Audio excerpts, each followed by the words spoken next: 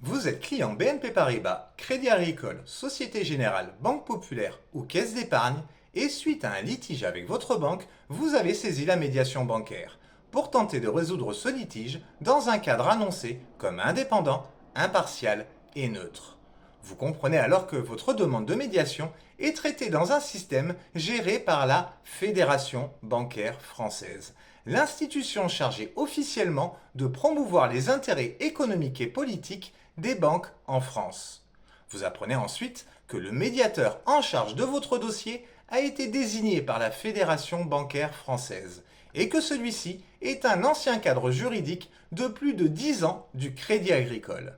Et son équipe, on ne sait presque rien, ni leur composition, ni leur parcours. Au vu de ces éléments présentés, l'indépendance, l'impartialité et la neutralité sont annoncés, mais restent concrètement difficiles à vérifier pour le consommateur.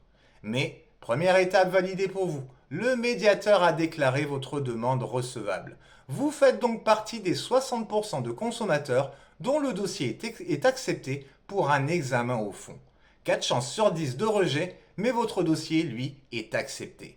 Mais hélas, à la lecture de la décision, vous ne faites pas partie des 3,65% de décisions totalement favorables rendues par le médiateur. Et surtout, vous faites partie des 41% de décisions défavorables aux consommateurs. Alors factuellement, une question simple se pose déjà ici. Chaque année, les banques réalisent des milliards d'opérations. Dans le même temps, les retours consommateurs, les litiges, les mécontentements, les signalements existent et pourtant, selon les données issues de la médiation, seulement 3,65% des décisions sont totalement favorables aux consommateurs. À la lecture des chiffres officiels de la Fédération bancaire française, les situations reconnues en faveur des consommateurs sont si rares qu'elles donnent l'impression d'un système quasi sans défaut. Les banques seraient-elles devenues infaillibles? Car dans ce dispositif mené par la Fédération bancaire française, une décision totalement favorable aux consommateurs devient quasi exceptionnelle. Et c'est à ce moment-là que le vrai sujet commence. Comment contester une médiation bancaire? Premier point à comprendre, la médiation n'est pas un jugement, c'est une proposition de solution. En théorie, vous restez libre de refuser. Mais si un doute s'installe sur l'impartialité, sur l'indépendance, sur la neutralité du cadre, et que vous cherchez à contester cette médiation bancaire, vous allez vite rencontrer une limite, le principe de confidentialité. En résumé, le principe de confidentialité limite très fortement l'utilisation de tout ce qui s'est dit en médiation pour contester, notamment en justice. Regardons maintenant comment les règles sont écrites. D'un côté, les principes censés vous protéger. Indépendance, impartialité, neutralité. Dans la charte de la Fédération bancaire française, ces notions sont affirmées. Mais concrètement, quelques phrases, des principes généraux, sans développement détaillé sur leur mise en œuvre. A l'inverse, la confidentialité. Et là, tout change. Le texte devient précis, structuré, détaillé. La charte liste clairement ce que vous ne pouvez pas utiliser, ce que vous ne pouvez pas produire en justice, ce que vous ne pouvez pas divulguer, vos échanges, les propositions, les constats du médiateur, tout est encadré, tout est verrouillé. En réalité, ce qui est censé vous protéger reste flou, mais ce qui vous limite est très clairement défini. Et c'est cette différence qui interroge.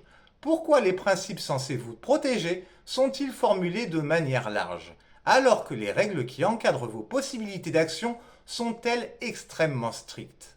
En pratique, vous pouvez refuser la solution, vous pouvez saisir un juge, mais sans pouvoir utiliser librement certains éléments issus de la médiation. Autre option, saisir la commission d'évaluation et de contrôle de la médiation de la consommation. Mais elle contrôle uniquement le dispositif, elle ne tranche pas votre litige. Quand l'indépendance reste une simple affirmation et que le secret devient un mur de règles, l'équilibre n'est plus évident et le doute devient légitime. On ne remet pas en cause la médiation, mais comprendre les règles, c'est aussi en voir les limites. Car quand le cadre repose sur le secret, les possibilités d'action deviennent vite restreintes. Alors pour vous informer et vous défendre face aux banques au quotidien, rendez-vous sur créditcontentieux.com et le blog Recouvrement en clair. Articles, guides, vidéos, lettres types, tout est 100% gratuit, sans inscription et totalement indépendant. Cette information est essentielle pour tous les consommateurs Et pourtant, elle reste quasi invisible. Alors si elle vous paraît utile, aidez à la faire circuler. Likez, abonnez-vous et partagez massivement. Et rappelez-vous, quand l'indépendance est annoncée, la transparence devient une exigence, pas une option. Alors à tout de suite sur créditcontentieux.com.